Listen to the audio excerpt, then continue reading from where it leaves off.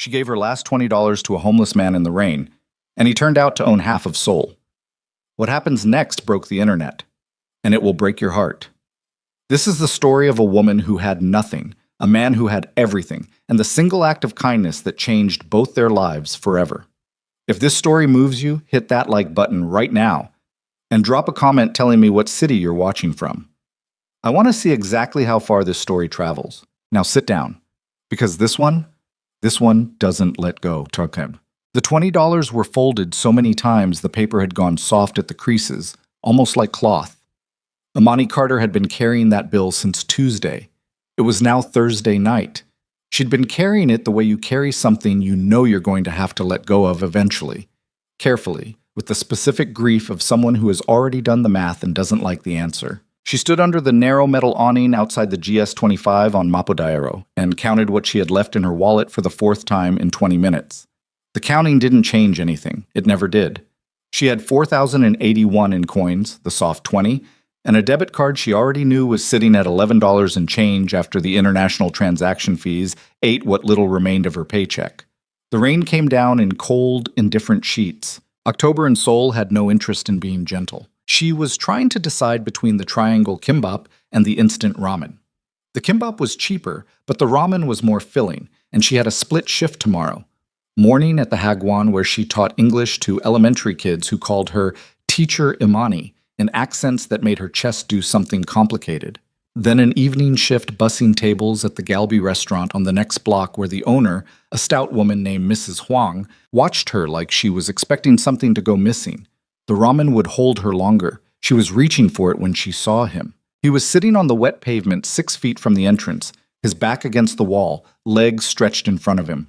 He wore a black hoodie that had absorbed so much rain it had stopped looking like clothing and started looking like a second skin. His head was down, not sleeping. She could tell the difference between sleeping and the particular surrender of someone who has stopped expecting anything from the next 5 minutes. She'd seen that posture before. She'd worn it herself, once, in a Greyhound station in Nashville when she was 19 and her connecting bus was 6 hours delayed, and she had $40 and no plan. She stood in the rain and looked at him for a long moment. She had learned to stop doing this in big American cities. You had to, eventually, or it would hollow you out. Atlanta had taught her to look straight ahead, but she wasn't in Atlanta, and there was something about the way he sat. Not hunched, not broken exactly, but still, like a man who had made a decision to stop moving and was waiting to see what happened next. She bought the kimbap. Then she stood at the register and looked at the 20 in her hand and made the specific kind of decision that poor people make sometimes. The kind that doesn't come from calculation, because calculation would always tell you not to do it. It comes from somewhere the math can't reach. She bought a second kimbap, a bottle of barley tea, and a pack of wet wipes. The total came to 9,001.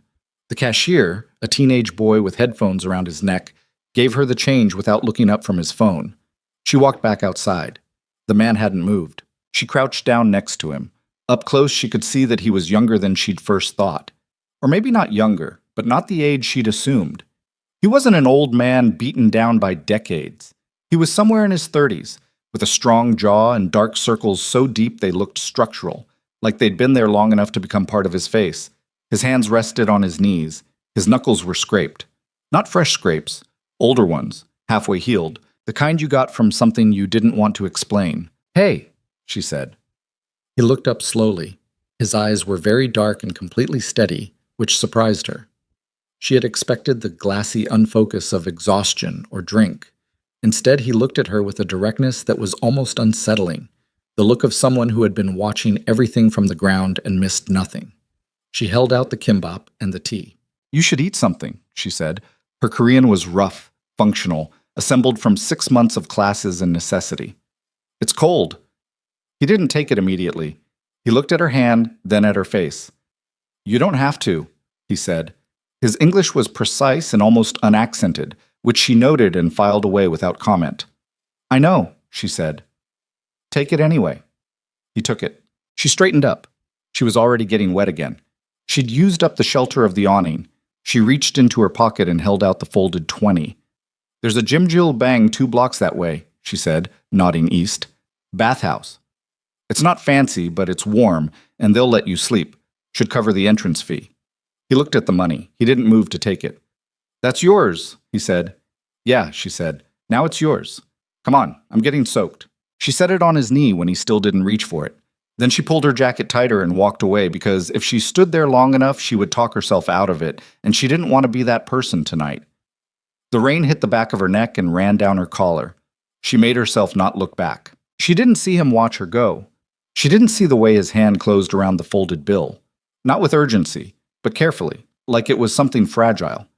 She didn't see him reach into the front pocket of the soaked hoodie, past the ramen wrappers she'd assumed were trash, and pull out a phone that was not a cheap phone, not anything close to a cheap phone. A matte black device with no case, military-grade encryption, the kind of phone that costs more than her monthly rent in Atlanta. She was already half a block away when he raised it to his ear. The call connected in 2 seconds. "Director Seo." His voice was flat. No inflection. The voice of a man accustomed to being obeyed. "Sir?" The voice on the other end was careful, ready. "There's a woman. She just left the GS-25 on Mapo Daero, heading south. Black jacket, natural hair, American." A pause. "Find out everything. Don't approach her. Don't let her see anyone. I want a full profile by morning." He ended the call. He sat for another moment in the rain, the $20 bill held loosely in one hand, the kimbap in the other. He looked at both for a long time. Then he looked in the direction she had gone, though she was already invisible in the darkness and the rain. Something in his face shifted. Not softened, that wasn't the right word. Cracked, maybe. Like a wall that had taken one hit in exactly the right place. He opened the kimbap and ate it slowly, in the rain, alone. His name was Kang Tae-hyun, and he had not sat on a wet sidewalk since he was 7 years old, when his father had locked him out of the house in November to teach him something about weakness. He remembered that he had not cried. He'd sat down against the wall of the compound, pulled his knees to his chest, and waited. 4 hours. When the door finally opened, his father had looked down at him and said, "Good. A king doesn't beg." He had carried that lesson like a stone in his sternum for 25 years. The Kang Syndicate had been operating in South Korea for 3 generations. By the time Tae-hyun took control at 27, following his father's death in circumstances that were never officially classified as suspicious, but that everyone with sufficient context understood perfectly well, it had grown into something that no longer resembled what his grandfather had built. The old man had run numbers, protected neighborhoods, extracted fees from businesses that wanted to stay intact. Simple transactions. Violence as punctuation, not as the whole sentence. Tae-hyun's father had expanded aggressively, violently, without discrimination. He made enemies faster than he could neutralize them and compensated with brute force, which meant he was always managing chaos instead of building anything. By the time he died, the organization was enormous and deeply unstable. A machine that consumed resources and generated fear, but had no coherent architecture, no long game. Tae-hyun had spent 5 years rebuilding it from the inside. He was methodical in a way his father had never been. He cut the operations that were needlessly exposed. He moved money through legitimate channels, real estate development, private equity, a logistics company that moved freight and asked no questions about contents. He cultivated law enforcement relationships not through bribes, which were traceable, but through the more elegant mechanism of selective information. He knew things. He chose carefully what to share and with whom. In exchange, he became difficult to prosecute. By 32, the Kang Syndicate controlled more than 2 trillion won in assets, employed, directly and indirectly, thousands of people, and operated with a degree of institutional invisibility that his father would have found incomprehensible. Tae-hyun had not built a criminal empire. He had built a system. The distinction mattered to him, though he understood it would matter to no one else. He had also, in the course of building it, become someone he did not always recognize. He thought about that sometimes.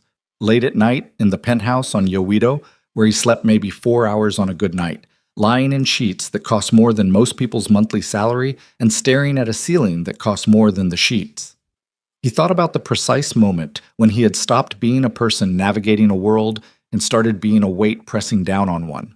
He could not identify the moment. It had not been a single decision. It had been 1,000 small calibrations, each one rational, each one defensible, and the sum of them something that could not be defended at all. His grandmother, Madame Kang, was the only person who talked to him about this directly. Everyone else who worked for him, including Seo Min-jun, his underboss, his closest thing to a friend, operated in the register of operational reality: problems, solutions, risks, resources. Madame Kang operated in the register of what was actually happening to him, which was different and considerably less comfortable. She had been diagnosed with a form of cancer that had spread too far by the time it was found. The doctors gave her 3 to 6 months.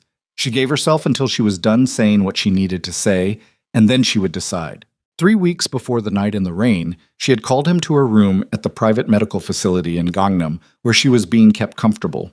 She was 81 years old and had seen everything the world could produce and was not impressed by most of it.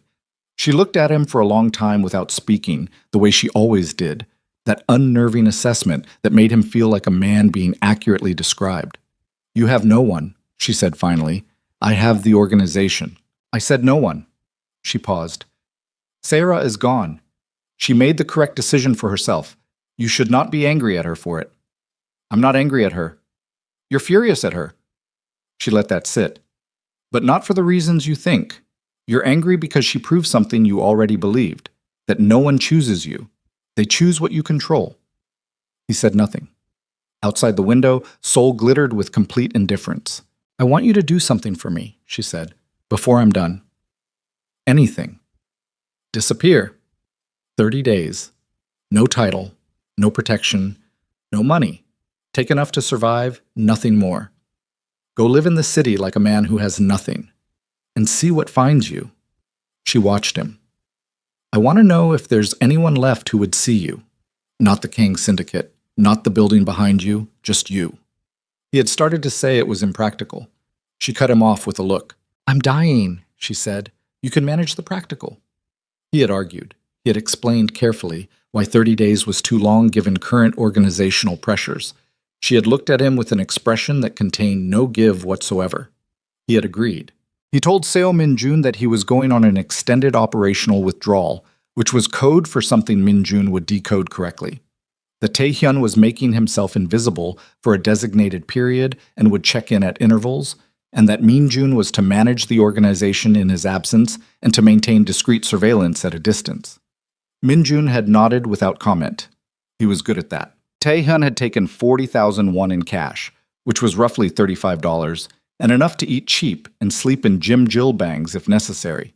He'd taken his encrypted phone, his ID, and a single change of clothes in a battered backpack. He dressed in the most anonymous clothing he owned, which turned out to still be too clean, so he deliberately walked through a construction site before heading into the streets, dragging the fabric against things until it lost that unearned quality. He'd spent 11 days on Seoul's streets before she appeared. In 11 days, he'd had 2 conversations that lasted more than 3 minutes. One with an elderly man named Mr. Choi, a former army medic who slept in a cardboard shelter near the Mapo Bridge and wanted to talk about the 1990s and a daughter who'd moved to Canada and stopped calling.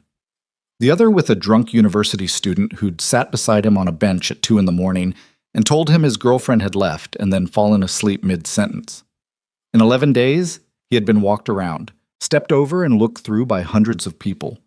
He had been handed a church pamphlet by a teenage volunteer who made brief eye contact and then immediately moved on. He had been ignored so comprehensively and so consistently that it had begun to produce something he did not have language for. Not loneliness exactly, because he'd been lonely inside his penthouse. Something more specific, the particular sensation of not existing. He'd been sitting outside the GS-25 for 2 hours. He was not hungry. He had eaten. He'd sat down because he was tired, and because the wall was solid, and because something about sitting on wet pavement in the dark had begun to feel, paradoxically, more honest than standing in his own building giving orders. He did not expect anything. Then Amani Carter crouched down beside him and held out kimbap and tea like it was the most obvious thing in the world. He found out her name at 6 the next morning when Min-jun's report came through on the encrypted phone. He read it twice, then set the phone down on the floor of the Jim Jilbong sleeping room and looked at the water-stained ceiling. Amani Carter, 26, Atlanta, Georgia. Arrived Seoul 8 months ago on a teaching visa. EPIC program placement at a hagwon in Mapo-gu, renegotiated down to part-time when the placement school's enrollment dropped. Supplementing income with restaurant shifts. Bank accounts, both Korean and American, critically low. sending roughly $400 monthly to a younger sister, Deja, 18, who was finishing her senior year and preparing for college applications. Mother deceased 3 years prior. No other immediate family. Living alone in a 9-pyong studio in Ahyeondong that cost more than it should have for its size, because it was the only place that had taken her on short notice when her original housing fell through. No relationship to the Kyung Syndicate. No relationship to any organized interest in Korea. Nothing in her background suggesting anything other than exactly what she appeared to be. A young woman a long way from home, working 2 jobs, sending money to her little sister, running on close to empty. She had given him her last $20. He sat with that fact for a long time. The water-stained ceiling offered no interpretation. He formed one himself, slowly, with the careful attention of a man who had learned not to trust first impressions, but who recognized, occasionally, when something was simply what it appeared to be. He went back to the same GS-25 that night. He didn't know if she would come back. He thought she might. The restaurant was nearby. The convenience store was on what looked like a regular route. He sat on the same stretch of pavement, not with any clear plan, operating on something he didn't examine too carefully, because examining it would require admitting things about himself that he had efficiently buried. She came back at 9:47. She was wearing the same jacket, carrying a plastic bag of leftovers from the Galbi restaurant. The staff meal, he guessed. The thing you got at the end of a shift in a restaurant like that. Not a choice, but a consolation. She stopped when she saw him. She looked at him. He looked at her. "You didn't go," she said. "Not yet." She sat down. Not beside him exactly. A foot away, leaning against the same wall, facing the same stretch of wet street. She opened the plastic bag and took out 2 sets of metal chopsticks and a container of rice with galbi scraps on top. She set half of it on his side without asking. "Long shift?" he said. "They always are." She picked up her chopsticks. "You speak English?" "Yes." "Where'd you learn?" A pause. He adjusted the answer with the efficiency of a man accustomed to editing himself in real time. "School. Long time ago." She accepted this without pushing. They ate in a silence that was not uncomfortable, which surprised him. Most silences he sat in had a texture, expectation, assessment, the particular tension of people who wanted something from him and were waiting for the right moment to want it. This one was just silence. "I'm Amani," she said eventually. "Taehyun," he said. Just the first name, just the 2 syllables she could hold on to without the rest of it. "Where are you from?" she asked. "Originally." "Here," he said. "Seoul. You?" "Atlanta." She ate a bite. "Long way from home." "You came alone?" "Yeah." She said it without self-pity, just information. Seemed like the right thing at the time. A pause. "Still does, mostly." He looked at her. She was eating carefully, rationing, he noticed, taking smaller bites than hunger would dictate, making the food last. She did it unconsciously, the way you do something when you've done it long enough that it stopped being a choice and become a habit. "Why Korea?" he asked. She thought about it. "I needed to go somewhere that didn't already have a version of me in it," she said. "Somewhere I didn't have history." She glanced at him. "You ever feel like that? Like the place knows too much about you already?" He thought about the penthouse, the building with his name on the corporate registry, the city that held the record of everything his family had done in it for 3 generations. "Yes," he said. They sat until the rain started up again, harder, and she finally gathered herself to go. She looked at him before she left. "Same time tomorrow?" she asked, which was not a question exactly. More of an offering. He said yes before he decided to. She left. He sat in the renewed rain and thought about the word yes and how infrequently he said it without a calculation behind it. They fell into a rhythm over the following 2 weeks that had no name because they'd never agreed to anything. Just the same wall, the same hours, the same particular quality of conversation that happened when 2 people had nothing to prove to each other. She brought food when she had it. He found, after the second night, that he was looking for things to bring too. Not buying them, not yet, because that would change the texture of what this was. But noticing when there were things left on benches or tables outside the convenience store that people had abandoned. He learned things about her that Min Jun's file could not have contained. That she made a small sound when she was thinking. Not a word, just a hum. A frequency she seemed unaware of. That she moved her hands when she talked about her sister, Deja, and kept them very still when she talked about her mother.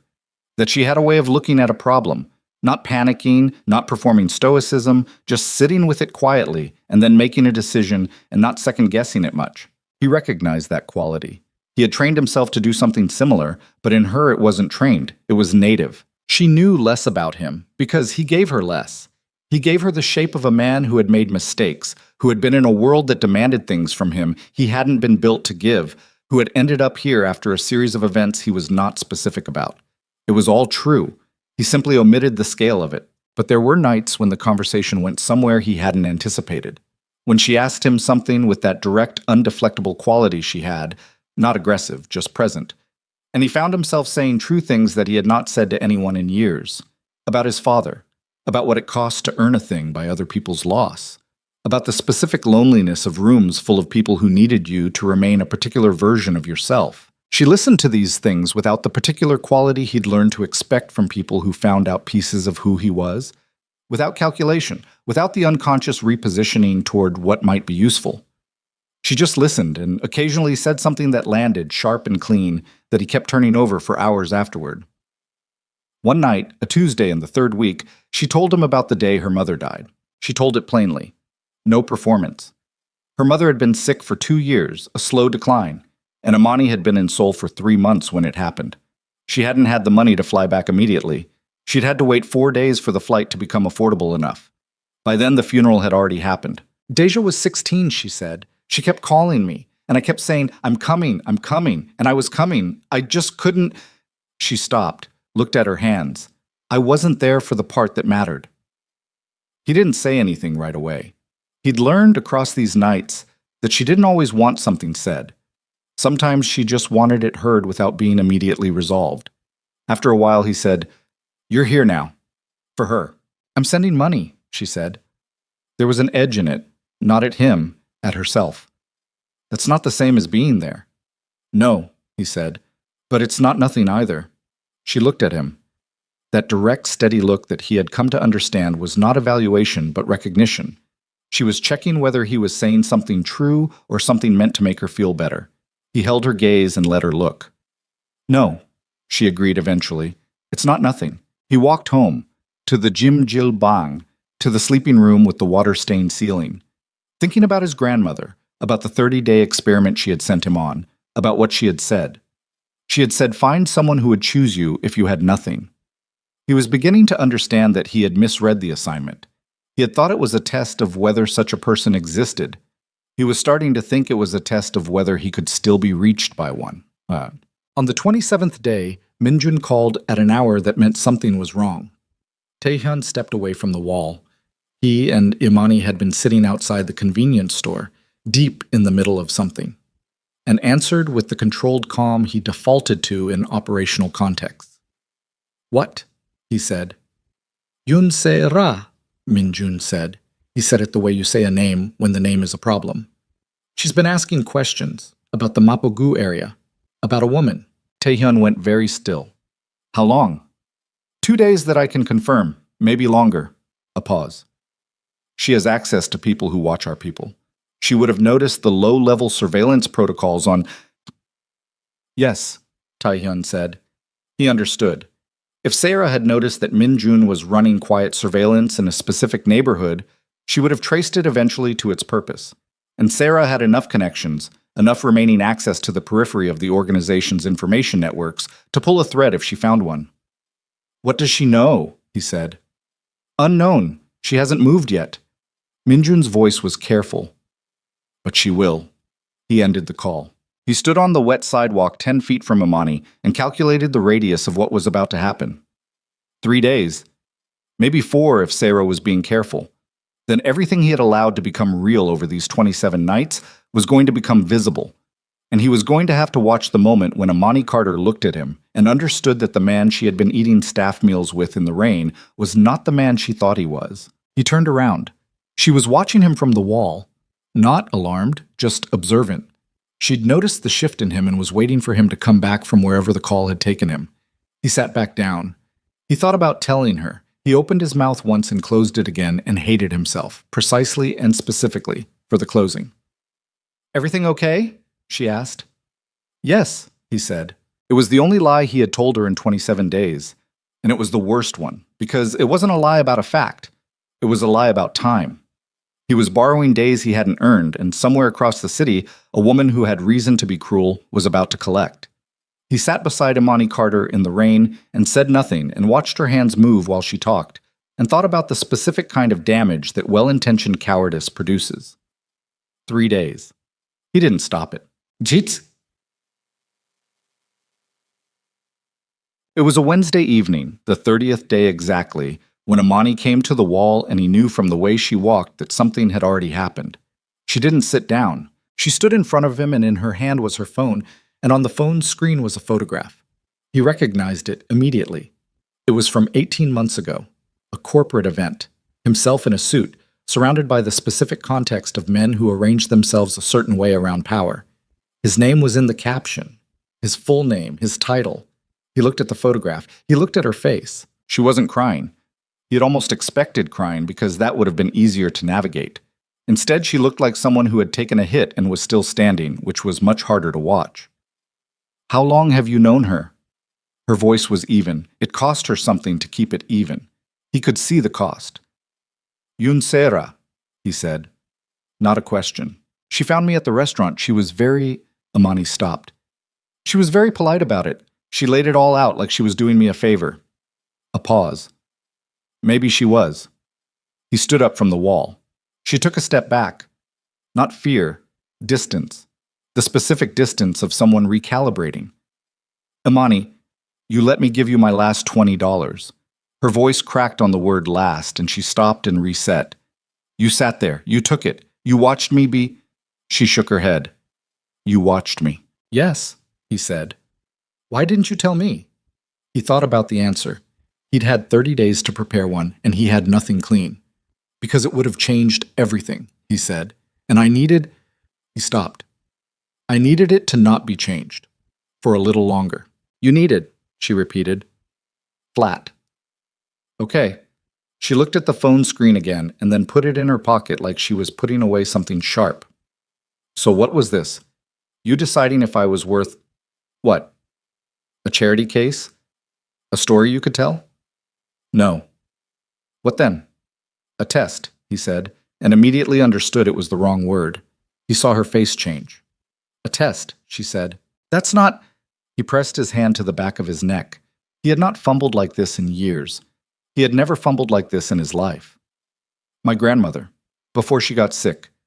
She asked me to find out if there was anyone who would see me. Not what I control. Me. She wanted to know if I was still the kind of person that someone would see. And how'd that go? Cold. You fed a stranger in the rain, he said. You gave away money you needed. You didn't ask me anything. He looked at her. You sat with me for 30 nights, and you never once tried to get anything from me. That's because I thought you had nothing, she said. I thought you were... She stopped. Something moved through her face. I thought we were the same.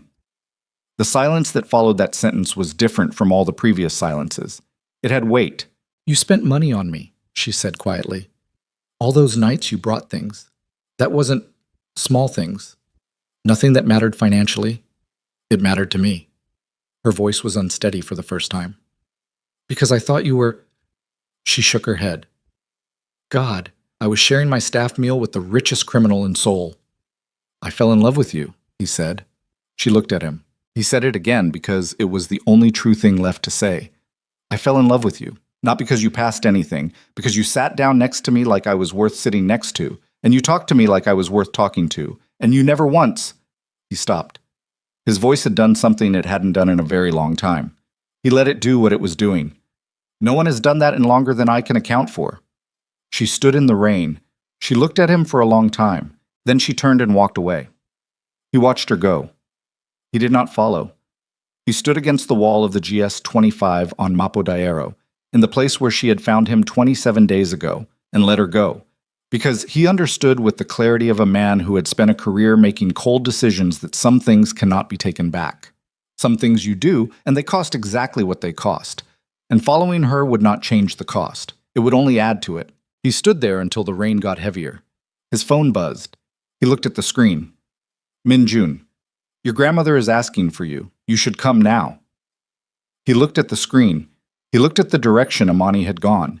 He looked at the rain falling into the city that held everything he had ever built and everything he had ever lost. And he understood with a precision that felt almost medical that the next 24 hours were going to take things from him that he could not recover. He walked toward the car that he knew Minjun had waiting 2 blocks away. He was not wrong. The car was a black Genesis G90 with tinted windows and no plates visible from the street. Minjun was in the front passenger seat. He didn't turn around when Taehyun got in. He'd learned, over 8 years of working for this man, that the first 60 seconds after Taehyun entered any vehicle were not for conversation. He looked straight ahead and let the driver navigate back toward the Han River Expressway and waited. Taehyun sat in the back seat and watched Seoul slide past the window. The rain made the city look like a photograph taken slightly out of focus, all neon blur and black water, the kind of city that looked beautiful from inside a car and showed you something different when you were sitting on the pavement looking up at it. He hadn't changed out of the soaked hoodie. "How long?" he said. 32 minutes since she was admitted to intensive care." Minjun's voice was controlled. He'd practiced that control the way Taehyun had practiced other things. "She's stable." But the doctor said, a pause. "He said you should come prepared." Taehyun said nothing.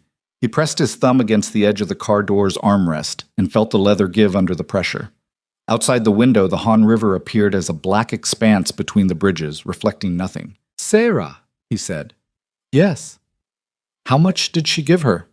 "I don't know the full scope of what she shared. I know she had photographs, corporate registry documents. The Mapodaiero surveillance I ran. Sarah had access to the analyst who ran the initial location trace. He was sloppy. She would have identified the parameters." Minjun turned his head slightly, not quite looking back. "She moved fast. She's always moved fast when it comes to you." Taehyun thought about Sarah's face the last time he had seen it, the specific quality of her absence, the way she had looked at him in the final weeks of what they'd had together, that appraising distance that came when someone was already measuring the exit. He had told himself at the time that he understood it, that he didn't blame her. Mostly that was still true. What he felt right now was closer to a specific kind of fury that had no clean target. "Did anyone approach Carter after Sarah?" he said. "No, I pulled back all proximity surveillance when I realized Sarah had identified it. There's no one near her." A pause. "She went home, alone." He thought about Amani going home to the 9 studio in Yeondong. He had never seen it, but he had read the description in the file enough times that he could construct a version of it. Small, probably cold this time of year. The particular silence of a person alone in a place that doesn't quite fit. He thought about her sitting with everything Sarah had put in her hand and doing what she did. That still, quiet sitting with a problem before deciding what to do about it. He thought about the word test and how wrong it had sounded in his own mouth. "Don't watch her," he said. "Not tonight. Not any night this week." Minjun was quiet for a moment. "Sir, did I say something unclear?" "No." "Then we're done with that."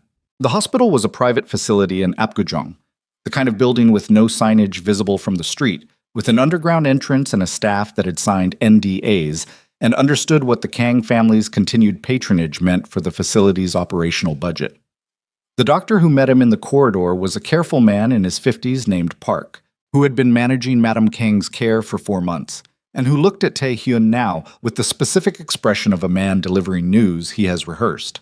"The progression over the last 48 hours has been significant," Dr. Park said. "The primary concern is respiratory. We're managing it, but—" He stopped. "She's been awake. She's been asking for you since this afternoon." "How long does she have?" Dr. Park didn't look away. He said, "Days, possibly less." Taehyun nodded once. He walked past him toward the room. Madame Kang looked smaller than she had 3 weeks ago. That was the first thing. The way illness progressively returned a person to something essential and stripped, the bulk of a life's accumulation falling away until what remained was just the core of them. She was smaller, but her eyes were the same, dark and still and containing the specific quality of a person who had decided to stop being impressed by circumstances. She looked at him when he came in. She looked at the soaked hoodie. Her mouth moved. "You look terrible," she said. Her voice was thin, but the dryness in it was intact. "Did you sleep in the street?" "Some of it." He pulled the chair to the side of the bed and sat. "The 30 days?" "Today was 30. She looked at him for a long time. The monitoring equipment beside the bed produced its quiet, regular sounds. The room smelled like antiseptic and the particular sweetness of dying that he would not have had words for before this year. "Tell me," she said. He told her. Not all of it. Not the file. Not Sarah. Not what had happened an hour ago in the rain. The shape of it. A woman who fed him in the rain. 30 nights of convenience store walls and staff meals. What it had felt like to be talked to like a person. Madame Kang listened without interrupting. When he was done, she was quiet for a moment, and then she said, "Did you tell her?" "Not until it was too late." "Ah." She closed her eyes briefly. "That sounds like you." She left. Of course she left.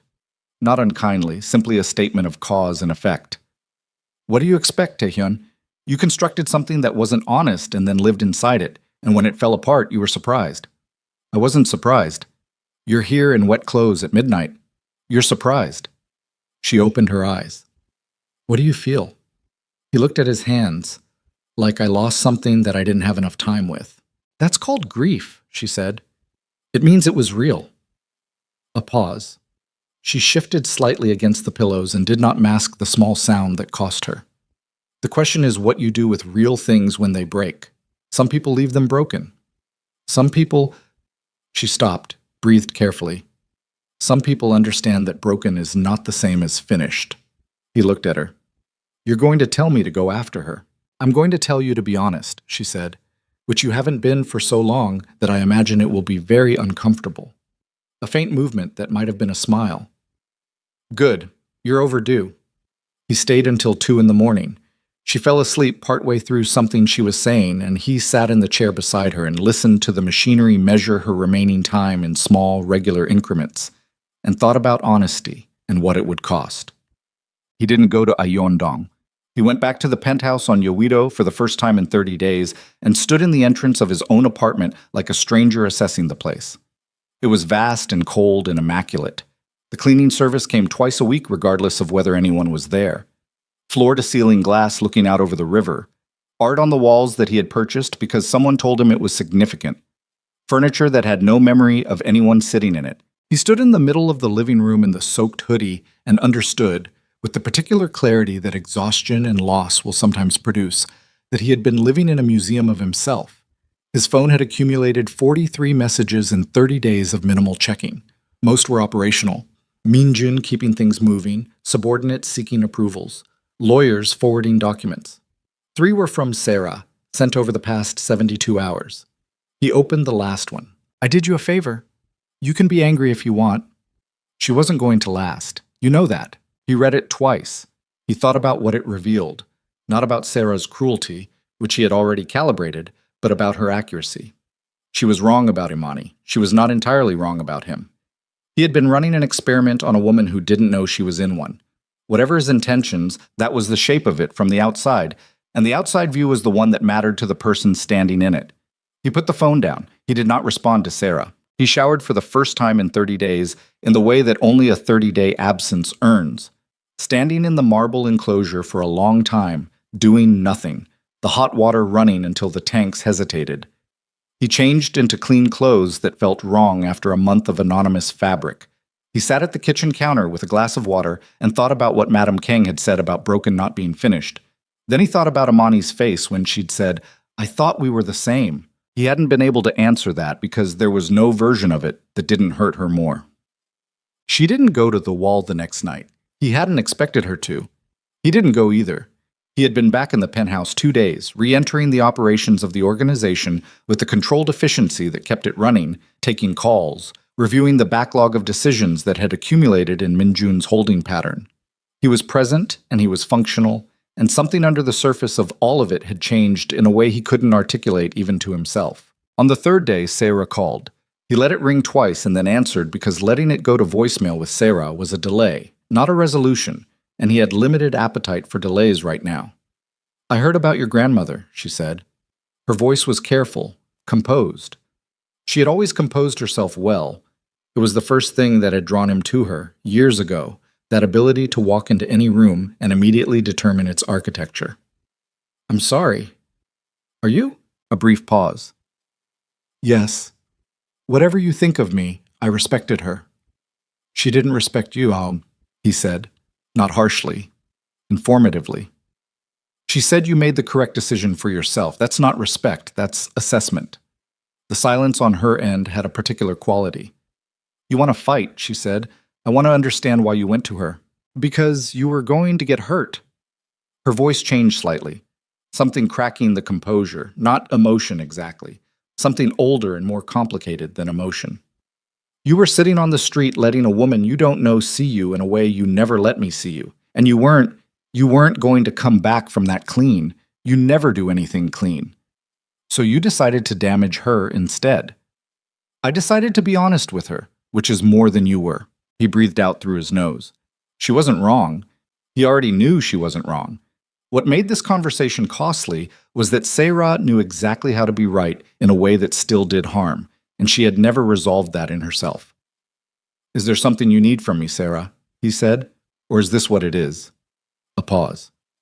I need you to know that I wasn't trying to, She stopped. I didn't do it to hurt you. I know, he said. You did it because you still think you know what's right for me. You've always done that. A beat. It's why this ended. He ended the call. He sat at the desk in the study, the room with the bookshelves and the good lamp and the window that faced west, away from the river, toward the city's dense interior, and thought about what it meant that the two people who had known him best in the last 3 years were his ex-fiancée, who operated from a love that expressed itself as control, and a woman who had given him food in the rain and asked nothing, and then walked away when she found out the ground had shifted under her. He picked up his phone and opened a message window with Imani's number. He had it from Minjun's file and had never used it, and felt the weight of that now, the line between having information and using it. He typed, I know you don't want to hear from me. I'm not going to pretend otherwise. I just want you to know that everything I said that last night was true. Not the omissions. The things I actually said. He looked at it for a long time. He deleted it. Whatever came next was not going to happen through a text message sent from a penthouse that cost more than she made in 5 years. If it happened at all, it was going to happen honestly and in person, and he did not know yet if she would allow that. He was going to have to wait and find out, and he was not good at waiting, but he was going to do it because it was the only option that didn't add to the damage. Imani was not doing well. She would not have said this to anyone because she was not in the habit of saying it, but the evidence was accumulating in the small ways. The way she'd oversalted the lesson prep she was doing at midnight.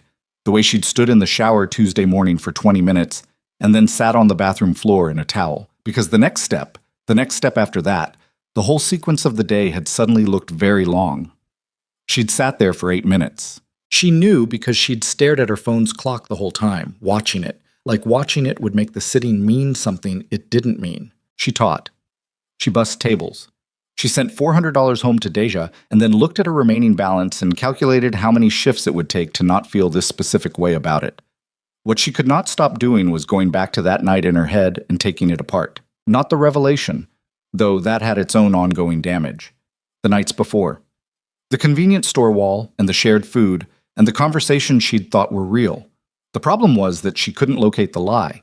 That was the part she kept arriving at and couldn't get past. She could find the omission, the enormous deliberate omission, the whole missing ocean behind a single politely withheld name. But she could not find a moment where what he had said to her was false. The things he told her about his father, about rooms full of people who needed you to remain a particular version of yourself, about the feeling of not existing, those had not been manufactured. She'd spent 6 months in Seoul developing a sense for manufactured things, because that's what you developed when you were a young black woman alone in a foreign country who could not afford to misread people badly. She had read him, and she had read him correctly. She just hadn't read all of him. That was the fracture line. Not that he had lied to her, that he had let her build something on partial ground. On the 5th day, she called Deja. Deja was 18 and finishing her last semester of high school and had the specific energy of a person at the edge of something enormous. She also had the specific instinct of a younger sibling who had watched Imani closely for 26 years and knew the sound of something wrong. "You okay?" "No," she said, before Imani had said anything beyond hello. "I'm fine." "Imani." "I met someone," Imani said. A pause. It got complicated." "What kind of complicated?" "The kind where I thought I knew who I was dealing with, and I didn't know the full picture." Deja was quiet for a moment. Did he hurt you? Not, Amani stopped, thought about it honestly. Not the way you mean. He let me believe something that wasn't entirely true, by leaving out a lot. So he lied. By omission. Which is lying, Mani. I know. She was sitting on the floor of the studio, her back against the bed, looking at the wall opposite. The thing is, I can't figure out if what was real between us was actually real, or if I just... She pressed the heel of her hand against her eye. I don't know. Maybe I wanted it to be real. Tell me what happened. She told her the shortened version. The man in the rain, the 30 nights, who he turned out to be. Deja listened without interrupting, which she was not usually good at, which meant she understood the weight of it. When Amani was done, Deja said, Okay, so he's rich. He's not just Deja, he runs a criminal organization. I heard that part. I'm asking separately about the rich part because those are two different things to be upset about. Imani made a sound that wasn't quite a laugh. The criminal part seems like the bigger problem. Does it, though? Or is the bigger problem that you thought you were equal and you weren't? A pause. Because those are also different things. Imani looked at the wall. This was the problem with calling Deja. She had inherited their mother's inability to leave the accurate thing unsaid. Both, Imani said finally. It's both. Okay, Deja said. Fair. A pause. Do you still like him? Deja, I'm asking because the answer is going to determine everything else. Imani sat with the question. On the wall there was a small water stain shaped like nothing in particular. She had looked at it a lot in the past 5 days. I don't know who he is, she said. That's not what I asked. She closed her eyes. She thought about the wall outside the GS-25. The particular quality of that silence between them. The things he'd said about his father that had no performance in them. The way he'd said, I fell in love with you standing in the rain, with his voice doing something he seemed as surprised by as she was. Yeah, she said quietly. I still like him. Then you need more information, Deja said, before you decide anything. It's not that simple. I didn't say it was simple. I said you need more information. After the call, she sat on the floor for a while longer. The water stain on the wall did not offer anything useful. Outside, the city moved through its ordinary evening, indifferent to the geography of what she was trying to figure out. She thought about her mother's hands, the way her mother had held things, difficult things, painful things, without clenching. She had always thought that was a kind of patience she didn't inherit, but she'd given her last $20 to a stranger in the rain, which suggested she'd inherited something. She just hadn't calibrated yet what that something was worth when tested like this. On the 6th day after the wall, Min-jun called Tae-hyun at 7 in the morning. There's a situation, he said. Tae-hyun was already awake, had been awake since 5, sitting at the window with a coffee that had gone cold. What kind? Yoon Byung-ho. A pause waited with the specific gravity of that name. He's moved up the timeline. We're looking at a meeting request for Friday that we don't think is actually a meeting request. Yoon Byung-ho was Se-ra's uncle. He ran the Yoon operation out of Busan, and for the past 8 months he had been testing the edges of the Kang territory with the patience of a man who believed he had time on his side and was waiting for a moment of structural weakness to push. He and Tae-hyun had maintained a formal détente for 2 years, the kind that required continuous maintenance and the right combination of demonstrated strength and strategic restraint. He knows I was off the board for 30 days, Tae-hyun said. Yes, there was no way to keep that fully contained. He'll have assessed it as an opportunity. And Sarah, another weighted pause. She reached out to him 3 days ago. We intercepted it. The communication was... Min-jun chose his words. Informational. She shared the broad strokes of your absence and the context. Tae-hyun set the cold coffee down on the window ledge. There it was. The thing he hadn't seen clearly when Sarah called. She'd said she went to Amani because she was trying to protect him. Maybe a part of that was even true. But she had also, deliberately or not, surfaced information about his 30-day disappearance to a man who had been looking for exactly this kind of opening for 8 months. She may not have understood what she was doing, Min-jun said. She understood. Sir, she understood, Tae-hyun said again, not loudly. She's not careless. She chose to share it. He breathed. The question is whether Yoon Byung-ho moves on Friday or whether Friday is a red. Our assessment is that Friday is a read. He wants to see how you respond to the meeting request before he decides the next move. If you decline, he reads weakness. If you attend without adequate preparation, he reads the 30 days as more destabilizing than it was. Minjun paused. You need to be back in the room, fully. Taehan looked out the window at the river. Fully. That was the word. Back in the room fully meant the weight and the posture and the complete apparatus of being Kang Tae-hyun in the context that name occupied. It meant no more soaked hoodies on the pavement outside GS25, no more 30 nights of convenience store walls, no more the version of himself that had said, I fell in love with you, while his voice did something he couldn't control. Set the meeting, he said. Friday? Friday. A pause. And Minjun. Sir, find out where Yoon Sera is right now, not for any operational purpose. I want to know if she's safe. A beat. I'll find out. He ended the call. He stood at the window and understood that the organization was pulling him back in the way it always did. Not with force, because it didn't need force, because it was built into the structure of who he had become and what he was responsible for. It pulled with necessity, with consequence, with the particular leverage of 1,000 people whose operational reality depended on him being present and functioning. He accepted it, as he always had. What was different this time was that accepting it felt like closing a door on something that had been, briefly and unexpectedly, open. He picked up the encrypted phone and looked at the unsent text to Amani that he had typed and deleted 3 days ago. He typed it again, shorter this time. I need to tell you something, not in a message. If you're willing, tell me where.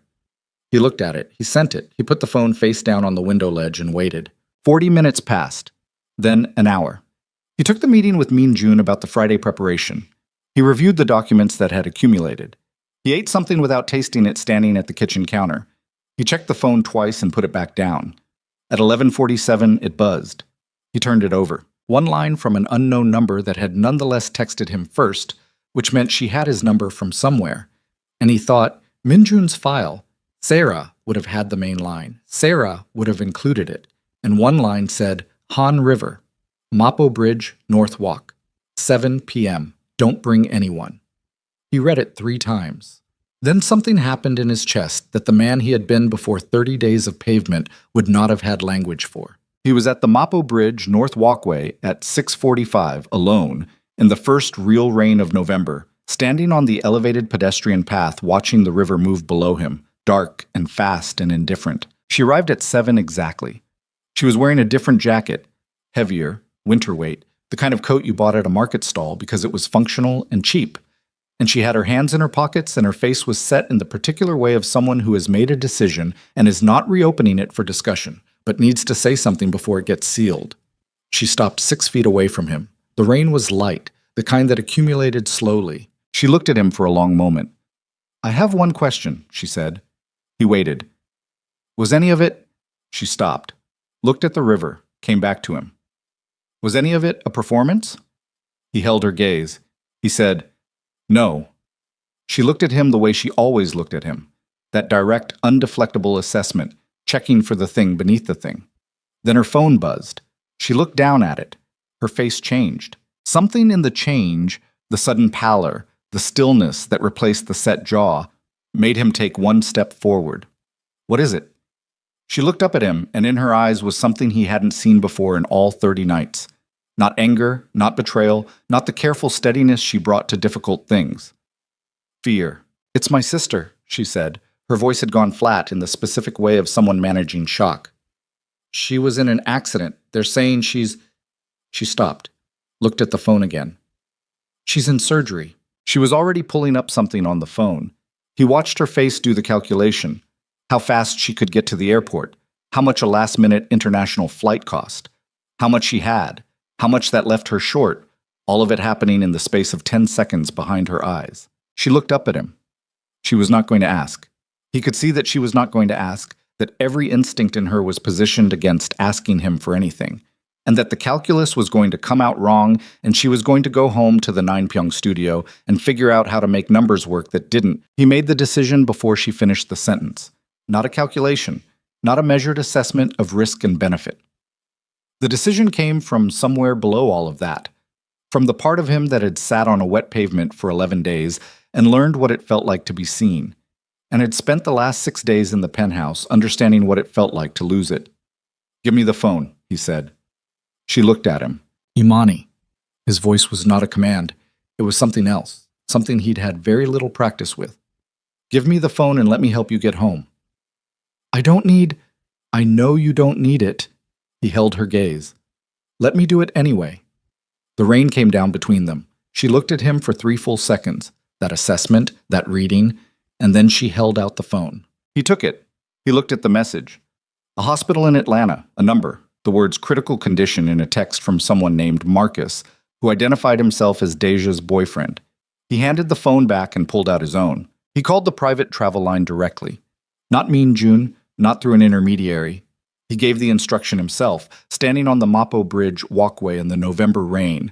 A private flight, Gimpo to Atlanta Hartsfield, departed within 3 hours. 1 passenger, full medical coordination with the receiving hospital's administration to ensure her arrival was expected, and her access was unimpeded. He ended the call. She was watching him with an expression he could not fully read. Not gratitude, not the complicated mix he might have expected.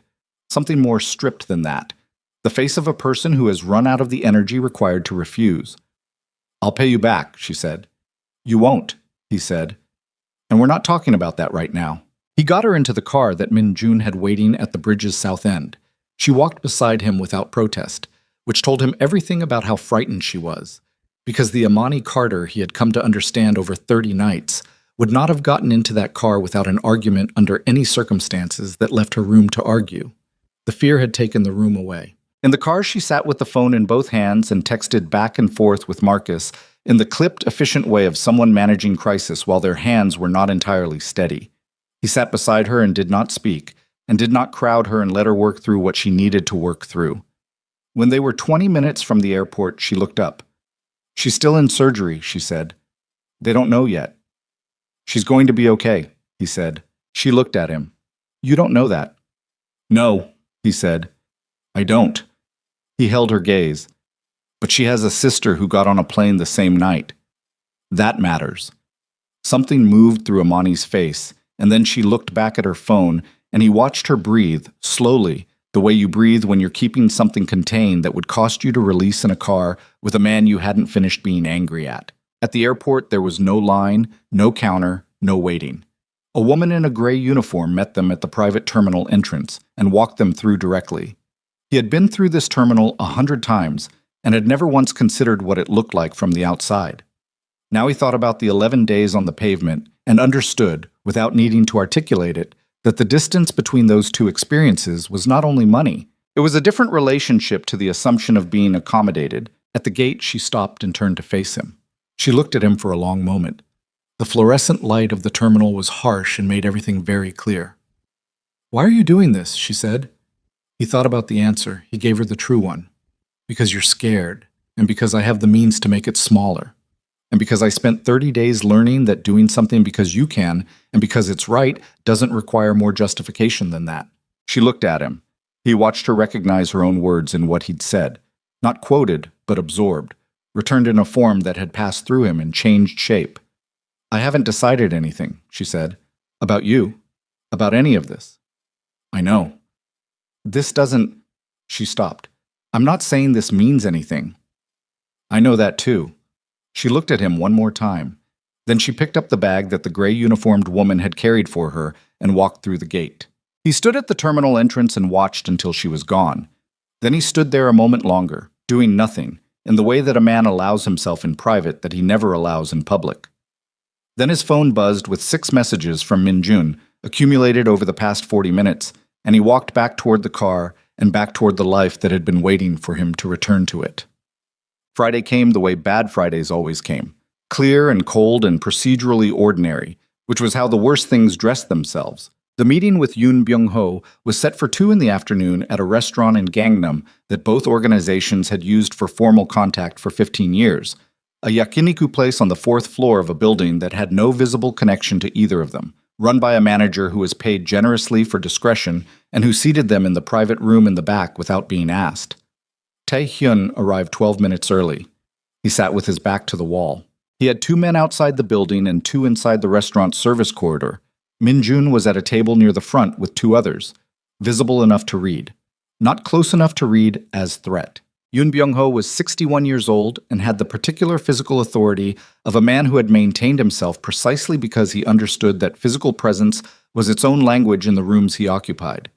He came in with 2 men, sat across from Tae-hyun, and spent the first 30 seconds simply looking at him the way old operators looked at people, measuring, recalibrating, comparing the current version to the last recorded version.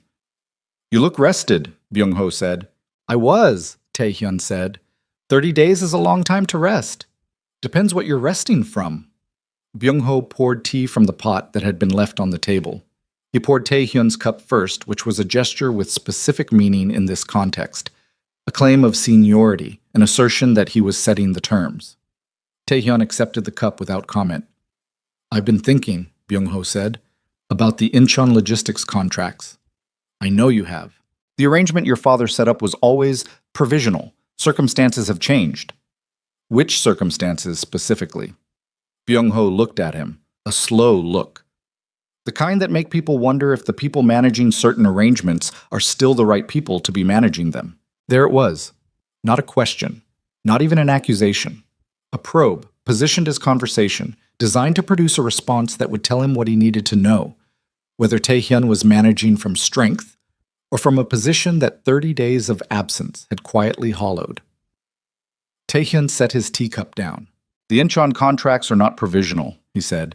His voice was the voice he used in these rooms, not loud, not heated, carrying the specific weight of a man who did not need volume, because volume was for people who weren't sure they'd be listened to. "They're structural. Your interest in revisiting them tells me less about the contracts and more about what you think my 30 days means." "And what does it mean?" "It means I took 30 days. He held Byung-ho's gaze. "That's all it means." Byung-ho was quiet. He lifted his teacup. He looked at Tae-hyun over the rim with the careful eyes of a man running calculations. "Seira tells me you found something interesting in Mapo-gu," he said. The temperature in Tae-hyun's chest dropped by several degrees, and he did not show it. Not a flicker. He had learned this, the absolute poker of the internal state, from his father, and it was one of the few things his father had given him that he did not resent. "Seira talks too much," he said. "She's concerned about you." Byung-ho's tone had the particular quality of a man who had prepared this line and was now deploying it. "Family concern." "She's not my family. She was going to be." A pause. "She still cares. In her way." "We're not talking about Seira," Tae-hyun said. "We're talking about Incheon. If you have a specific proposal, make it. If you're here to read the room, you've read it. We can both go home." Something shifted in Byung-ho's face, not anger, something colder. The look of a man who had come in expecting to find a door open and had found it closed and was recalibrating whether to test the lock. "There's no proposal today," Byung-ho said. "Today is courtesy." "Then I'll return the courtesy." Tae-hyun stood. "Thank you for the tea." He walked out of the private room and through the restaurant and down to the street without hurrying, because hurrying was information he was not prepared to give, and Min-jun fell into step beside him at the building's exit without being signaled because Min-jun had been reading him for 8 years. In the car, Min-jun said, "He brought up the woman. He mentioned Mapo-gu." "That's not—" Min-jun stopped. "That's not the same thing as bringing up the woman." "He brought up Seira," Tae-hyun said. "Seira brought up Mapo-gu. The chain goes, Seira told him about the 30 days, Seira told him about the woman. Byung-ho is deciding whether the woman is leverage." He looked out the window. "The question is whether Seira told him on her own initiative or whether he asked." Min-jun was quiet for a moment, then, "I think he asked." "Yes," Tae-hyun said. "So do I." The call from the Atlanta hospital came at 11 that night Seoul time, 10 in the morning, Atlanta. And it was not from the hospital. It was from Amani. He answered on the first ring. "She's out of surgery," she said. Her voice was wrecked. Not crying, but the voice of someone who has been awake for 26 hours and has been holding something very tight for all of them and has just been given permission to let some of it go. "She's going to be okay. They said she's going to be okay." "Good," he said. He was sitting in the study with the good lamp on, in the quiet of the apartment at 11 at night, and something in him released a specific tension he'd been carrying since the bridge. "I'm glad." A pause. He heard her breathe. "Her leg," Amani said. "There was damage to the... They had to put a rod in. She's going to need physical therapy for months, but she's..." Her voice caught. "She's awake. She asked for me. She was asking for me before she even opened her eyes all the way." He said nothing. He held the phone and listened to her breathe from 8,000 miles away. "Thank you," she said, "for the flight. For the..." She stopped. "I'm going to stay a few weeks, until she's more stable. Stay as long as she needs." Another pause. "I still haven't decided anything," she said. "I want you to know that." "I know," he said, "but I wanted to tell you she was okay." A beat. "Because you..." "I don't know. Because it seemed right." He sat with that for a moment. Because it seemed right. The way she said it, not as a concession, not as a beginning, just as a true thing she had done because it was true. "Thank you for calling," he said. She hung up.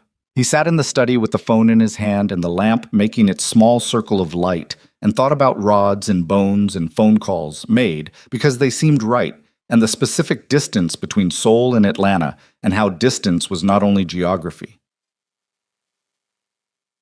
The report from Min Jun came at 7 the next morning, and he read it standing at the kitchen counter with coffee he had not yet touched.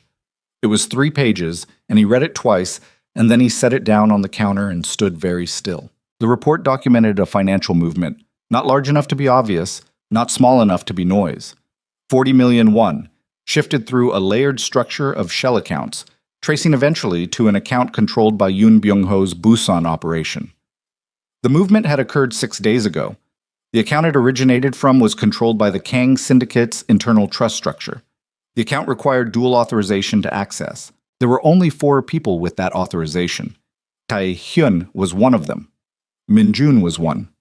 The organization's financial director, a man named Oh, was another. The 4th was Yoon Se-ra, whose authorization had been established 2 years ago during the period when she and Tae-hyun were engaged, and she had been positioned to assume a formal role in the organizational structure, an authorization that Tae-hyun had quietly moved to revoke after the engagement ended, but that had stalled in the legal architecture for 8 months because of the complexity of the trust structure and the fact that he had, in the particular way of a man who expected a former partner to remain at a certain distance, simply not forced the timeline. He picked up the report.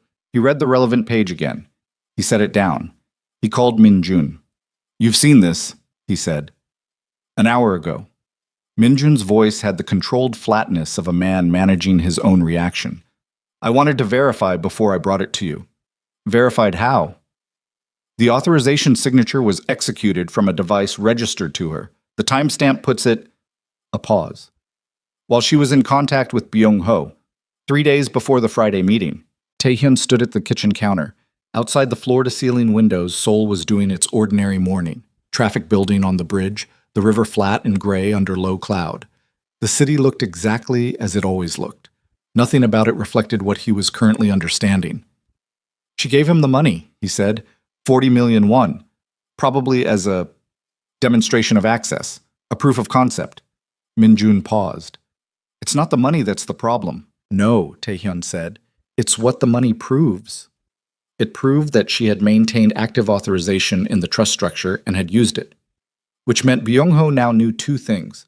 First, that the Kang internal structure had a person inside it who could move money with authorization. And second, that Tae-hyun had allowed that exposure to persist, which told him something about the 30 days and the nature of Tae-hyun's attention during them. It was not a theft. It was a signal. A demonstration, offered to Byung-ho as a credential, as a proof of usefulness. Sarah had shown him the open door in the wall.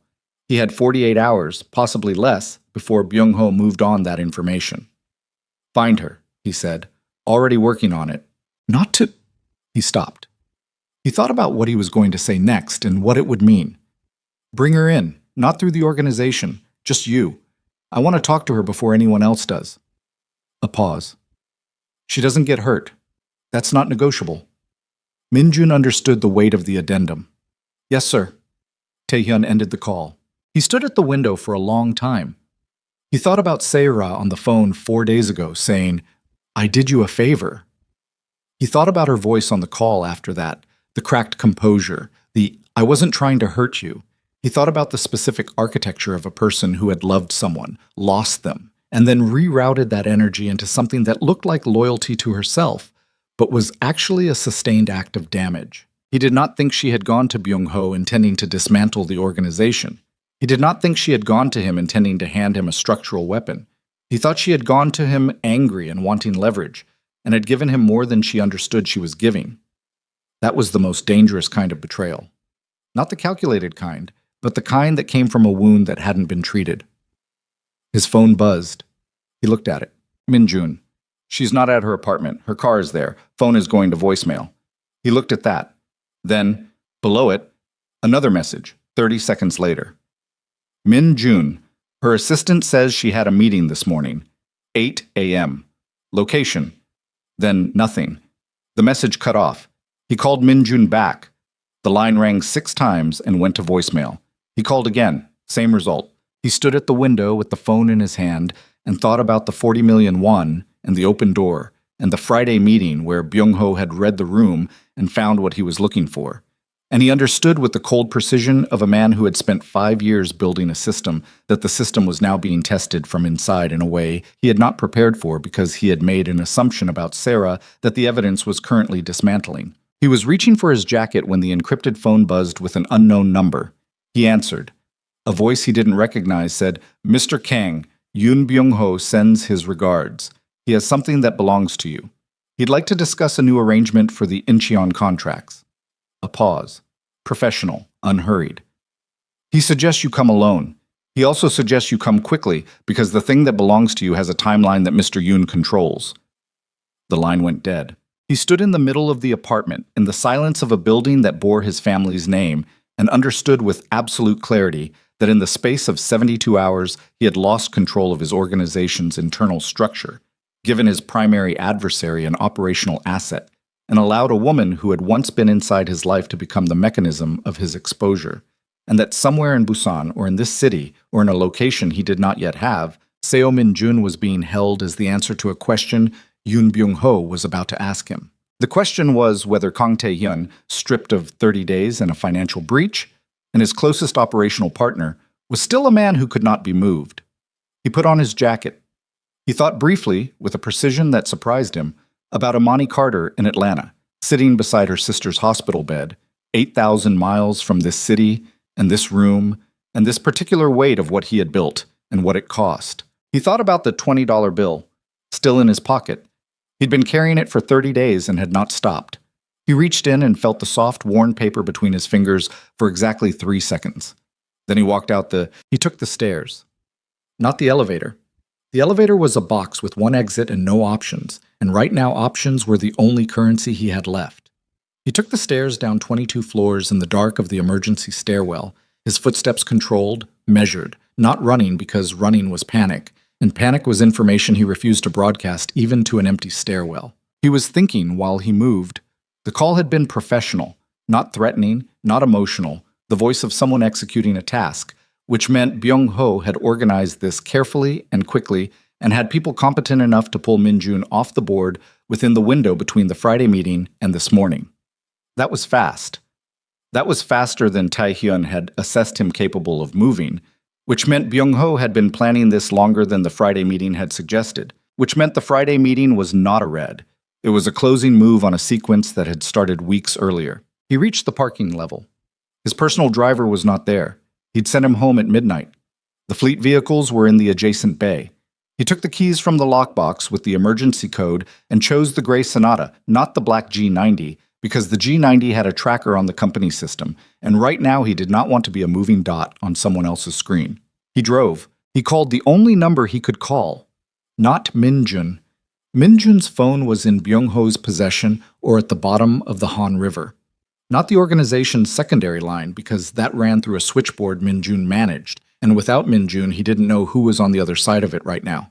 He called O, the financial director, the third authorization holder. O answered in 2 rings. He was awake. It was barely 8 in the morning, and he was awake, which meant he already knew something. The 40 million, Tae-hyun said. a breath on the other end. I saw it this morning when I ran the routine audit. I was going to... Did you move it back? I couldn't. The receiving account structure is layered. To reverse it, I need... Lock the entire trust structure, Tae-hyun said. Now, full freeze. Nothing moves, nothing authorizes, nothing breathes until I personally contact you with the secondary verification phrase. Sir, if I freeze the full structure, our operational accounts... Lock it, Tae-hyun said. Everything. A pause. Yes, sir. One more thing. He turned onto the expressway heading south, toward Gangnam, toward the last known geography of this situation. Sarah's authorization, pull it. Whatever the legal structure requires, do it manually, do it now, document it as an emergency revocation, today. Understood. He ended the call. He drove at a controlled speed and thought about Byung-ho's geography. The man was Busan-based but had maintained a secondary operational presence in Seoul for 3 years. A serviced office building in Seo-cho-gu, a private residential address in Hanam-dong, and a warehouse facility in the industrial belt south of the city that had appeared in surveillance reports twice in the past year. The phone call had come from an unknown number, but the professional tone, the unhurried pacing, the reference to a timeline, those were not the logistics of a man who needed to move a hostage far. Those were the logistics of a man who wanted proximity for the negotiation. He pulled over on a side street in Gangnam and opened the car's glove box. Behind the rental documents and the vehicle registration was a slim prepaid phone that he'd placed in every fleet vehicle 2 years ago after an operational situation that had taught him the value of redundancy. He powered it on. It had a single contact, a number he had not used in 18 months, belonging to a man named Kwon, who did private security work that he had never asked Min-jun to know about because every organization needed edges that existed outside its own structure. Kwon answered on the fourth ring with silence. Hanam-dong address for Yoon Byung-ho, Tae-hyun said, and the Seo-cho-gu office. I need eyes on both in the next 20 minutes. I need to know if there's unusual vehicle activity and if anyone's been moved in. I'll transfer the fee in the next 10 minutes. Use the account you gave me in 2023. A pause. 20 minutes. He ended the call. He transferred the fee from a personal account that existed outside the organizational trust structure, a small account, cash reserves he'd maintained for exactly the kind of situation where he needed to move money without it touching the organization's paper trail. Then he sat in the gray Sonata on a side street in Gangnam and made himself breathe. Min-jun had been with him for 8 years. He had found Min-jun in a situation where Min-jun was 23 and working for a mid-tier operator in Incheon, and had shown the specific combination of intelligence and loyalty and self-control that Tae-hyun had been looking for when he was rebuilding the organization's upper tier. He had trusted him with things that could not be trusted to most people. Min-jun had never once given him reason to revise that trust. He was not going to leave him in Byung-ho's hands. He also was not going to walk into whatever Byung-ho had arranged without information, because walking into unknown situations without information was how you became a body instead of a person. He waited. 17 minutes later, the prepaid phone buzzed. Kwon. Hanam-dong quiet. No unusual vehicles. Seo-cho-gu office. 3 vehicles arrived 7:40 a.m. 2 sedans, 1 van. Van matches a Busan registered plate from your watch list. 4 individuals visible entering the building. Building should be empty. It's not a business day for the listed tenant. There it was. He drove to Seo-cho-gu. The building was a 6-story commercial structure, the kind that housed small consulting firms and insurance offices and private medical practices. The architecture of legitimate business, which was the architecture Byung-ho had always preferred for his Seoul operations, because it was boring, and boring was invisible. Tae-hyun parked 2 streets over and walked the perimeter once, hands in his jacket pockets, moving like a man who was in the neighborhood for a reason that had nothing to do with the building. He counted what he could count. 2 men at the building's main entrance who were not smoking or checking their phones, which meant they were working, not waiting. A third at the parking structure entrance. The van Kwon had identified was in the structure's lower level. He could see its rear end from the street. 3 visible, which meant more inside. He had no weapon. He had left the apartment in a jacket, and the organization's standard operational protocol was that he did not carry personally. He was always accompanied by people who carried for him. Right now, he had no people. He had the prepaid phone, the encrypted phone, the gray Sonata 2 streets over, and the $20 bill in his left jacket pocket. He thought about this for a moment, and then he thought about Min Jun, who was somewhere in that building on the wrong end of a situation that had a timeline. He called the number from the original call, the unknown number. It answered in one ring. "I'm outside," Tae-hyun said. "Tell Mr. Yoon I'd like to come in." A pause. "One moment." 30 seconds. Then, "Come to the 4th floor. Use the stairwell entrance on the north side. Come alone. If we see anyone with you, the timeline moves up." He put the phone in his pocket and walked to the north stairwell entrance and went in. The stairwell smelled like cleaning fluid and old concrete. He went up 4 floors at a steady pace.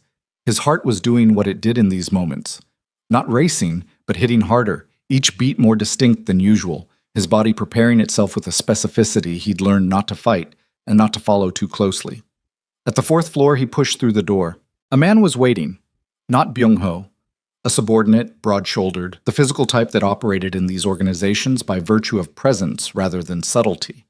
He looked Tae-hyun over with the practiced efficiency of a search, patted him down quickly, found the phones and removed them both, found nothing else, and stepped back.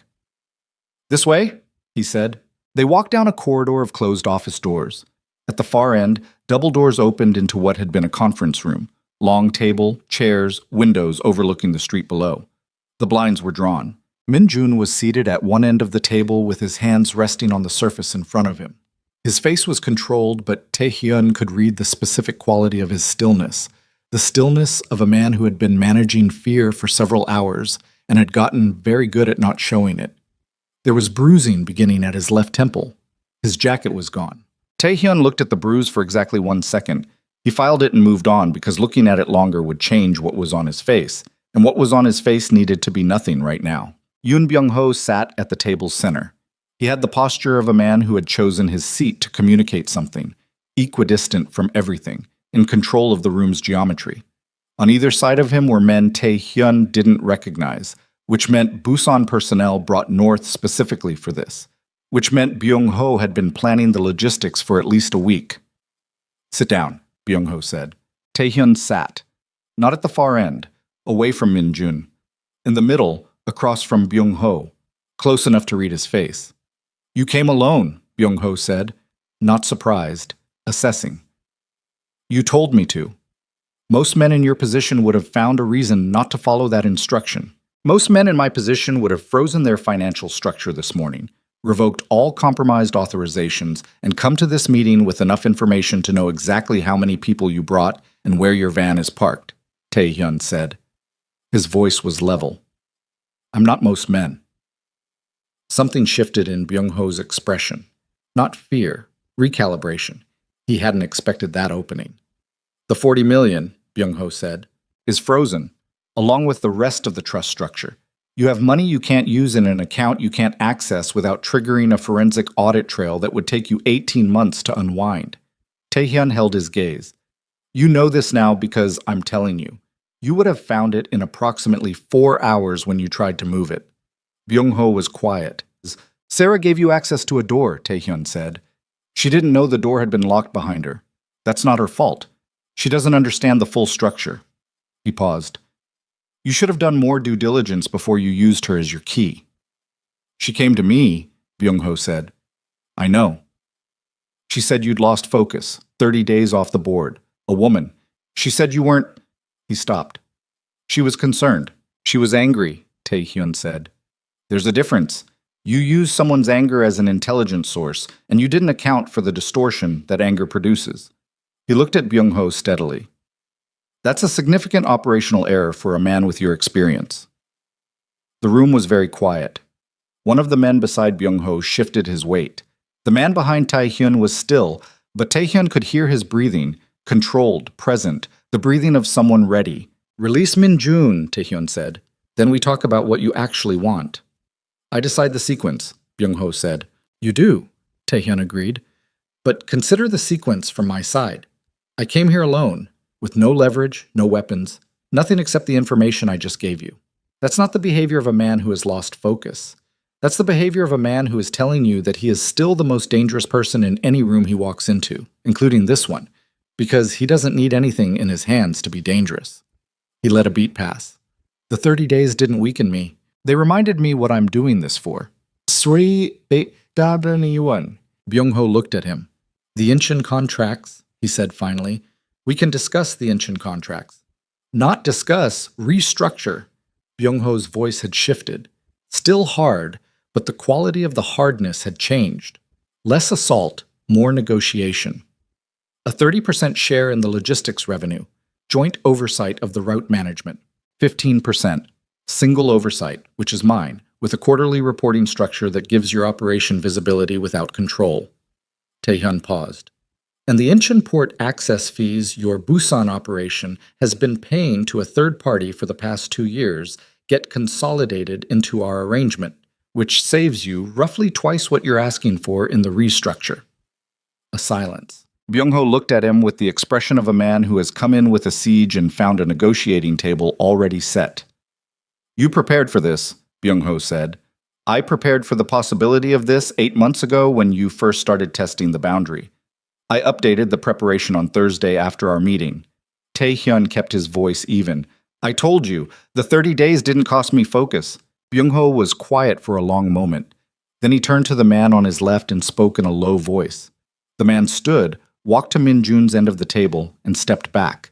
Min-jun stood. He looked at Taehyun. Nothing passed between them that was visible, but something passed between them. Get outside, Taehyun said quietly.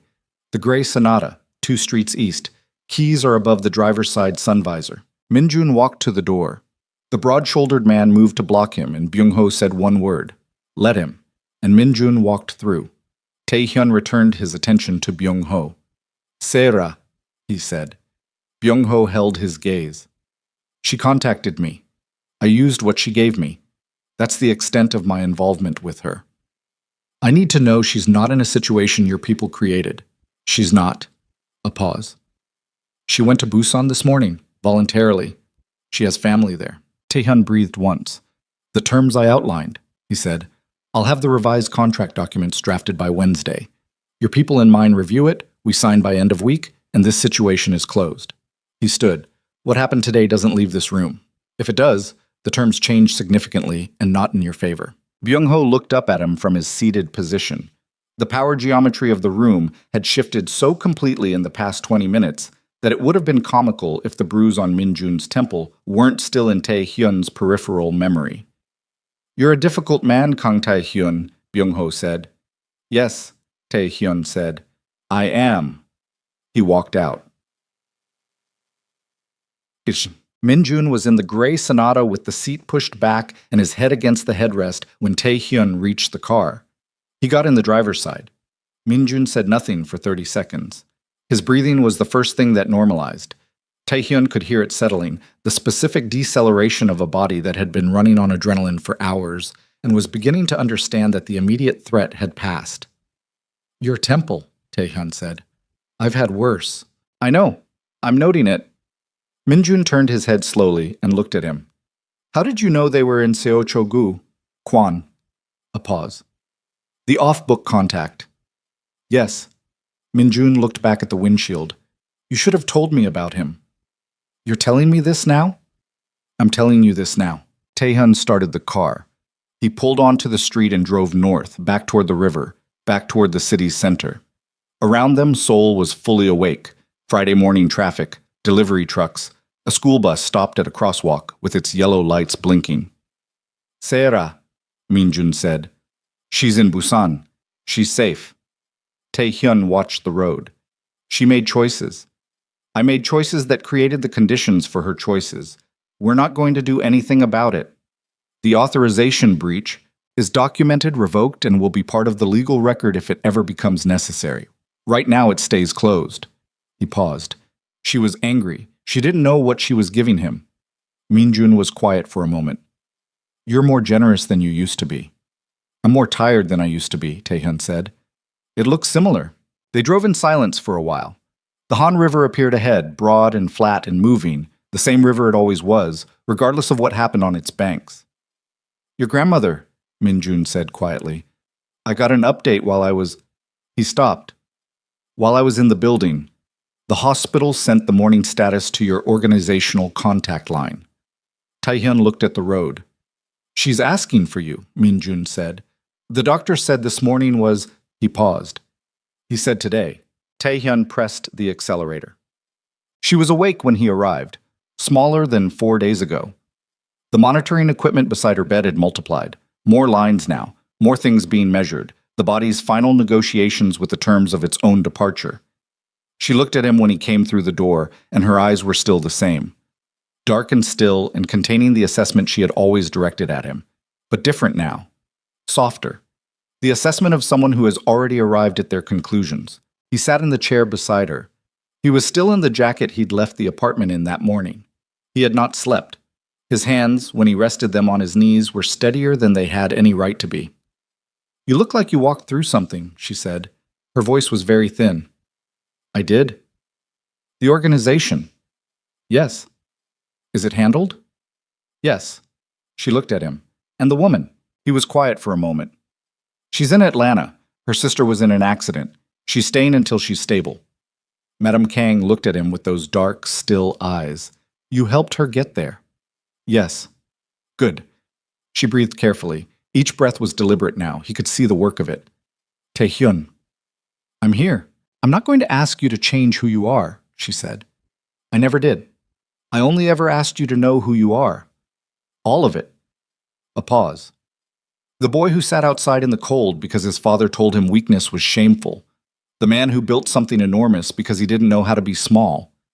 And the version of you that sat on a wet sidewalk for 11 days and didn't pretend it was nothing. She paused. That last one is the real one. He looked at her hands. She had always had strong hands. The hands of a woman who had managed things, who had made decisions, who had held people together when they were coming apart.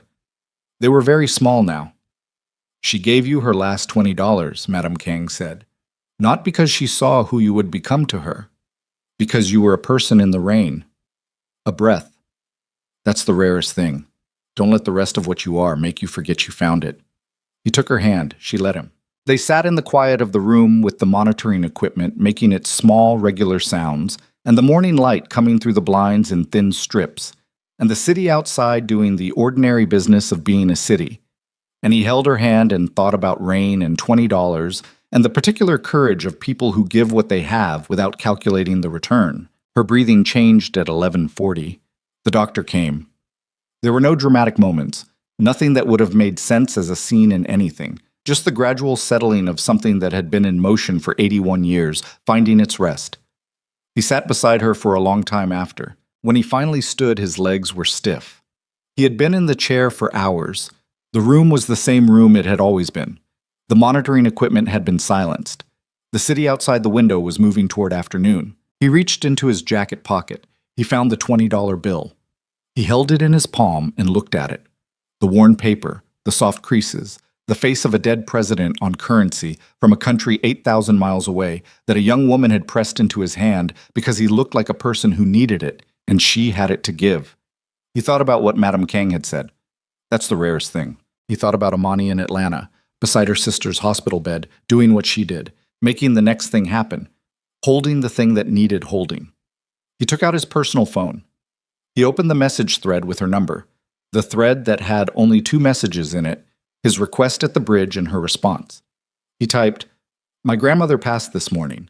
I don't need anything. I just wanted you to know because you would have wanted to know. He looked at it. He sent it. He stood in the doorway of the room for a moment, looking back at the woman who had raised him and had asked him at the end, only to be known, fully, without the omissions that made everything more manageable and less true. Then he walked out into the corridor, into the building, into the city that held everything his family had built and broken and built again. And he understood, with the specific clarity of a man who has just lost the last person who told him the truth, that the next version of himself was going to have to be built on different material than the versions that had come before. His phone buzzed. He looked at it while he walked toward the exit. One message from Amani Carter, sent from Atlanta at the exact time the Seoul morning tipped into afternoon. I'm so sorry. She sounded like someone worth... I'm so sorry. She sounded like someone worth...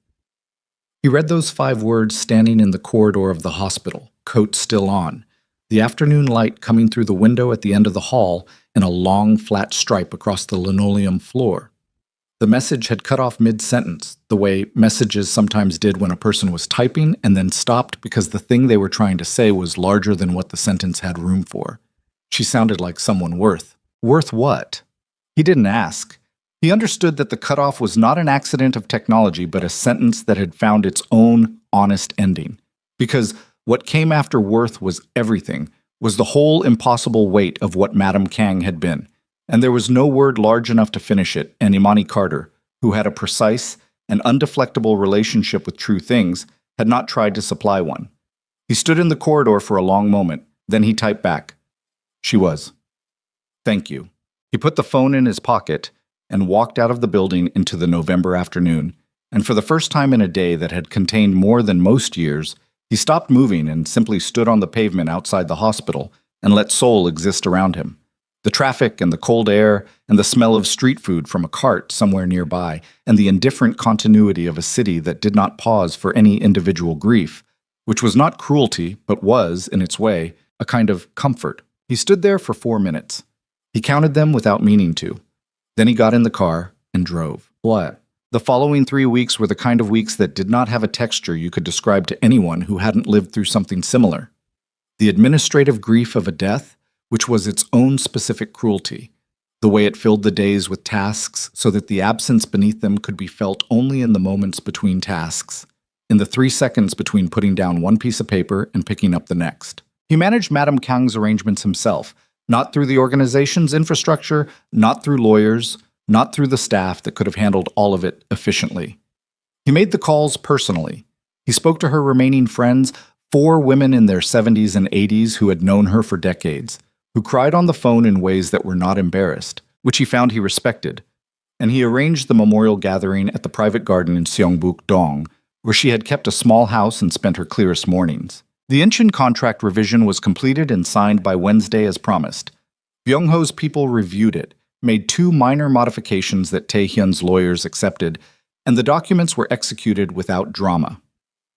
The arrangement was not what either of them had come into the situation wanting, but it was workable, which was the realistic ceiling of most things.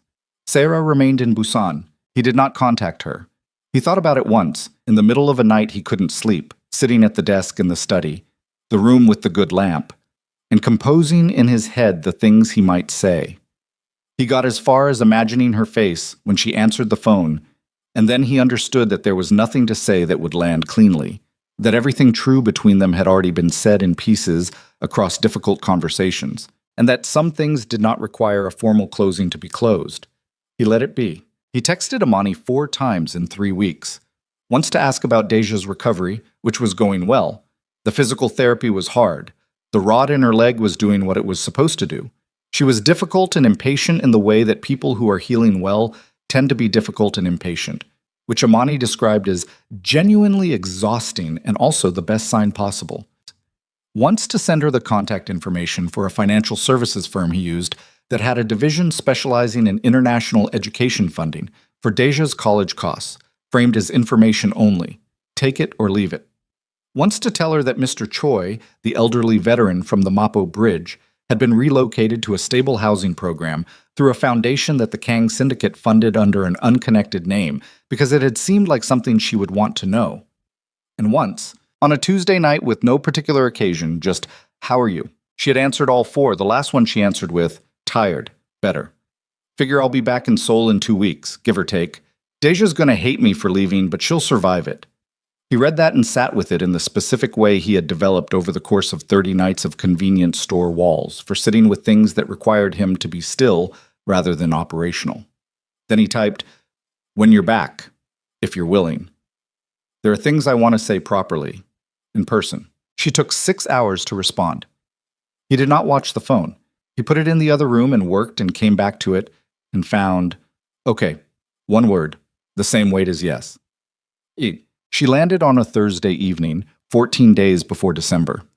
He knew the flight, not because he'd arranged it, but because he'd asked and she'd told him, which was different and mattered. He did not go to the airport. He understood that the airport would have been too much context, too much of his infrastructure, too much of the gap between her world and his rendered visible in the way private terminals made it visible. He waited. She texted at 9 that night. Back in a Hyundai, same terrible studio. Give me a day. He gave her 2. Saturday afternoon, she sent coordinates. Not an address, just the pin, which dropped in Bukchon Hanok village, in the hillside residential neighborhood with the traditional houses and the stone-paved lanes that Seoul had been protecting from development with varying degrees of success for 50 years. A public place. Neutral ground. The coordinates of a woman who had thought carefully about where she was willing to have this conversation and had chosen somewhere that belonged to neither of them. He was there before her. He stood at the top of a stone lane looking out over the city's low rooftops toward the distant glitter of the downtown skyline, which was a version of Seoul he had known since childhood, but which looked different to him now. He could not have said exactly why, except that everything you look at changes once you've spent time on the pavement looking up at it. She came up the lane at 3:15. She was wearing the heavy winter coat from the market stall, and her hands were in her pockets, and she looked like herself, the specific, unadorned version of herself that he had first seen crouching down beside him on a wet sidewalk with kimbap in one hand and $20 in the other. No performance of any kind, just her. She stopped a few feet away and looked at him. "You look better," she said. "Than what?" "Than the last time I saw you in person. On the bridge." A pause. "You had this thing in your face, like you were carrying the whole city." "I was," he said. "More or less?" She looked out at the rooftops. A cold wind came up the lane, and she pulled her collar tighter.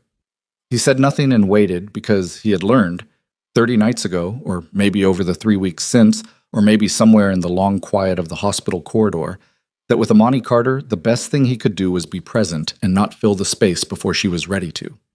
"I talked to Deja about you," she said. "A lot, actually. She has opinions." "What kind?" "The kind you'd expect from an 18-year-old who watched her sister look sad for 3 weeks and needed someone to blame for it." A faint movement at the corner of her mouth. She also said, and I'm quoting here, "At least he got you on a plane the same night, which is more than most people would have done for someone they'd allegedly wronged." "Allegedly," he said. Her word. She's going to study law. I can already tell.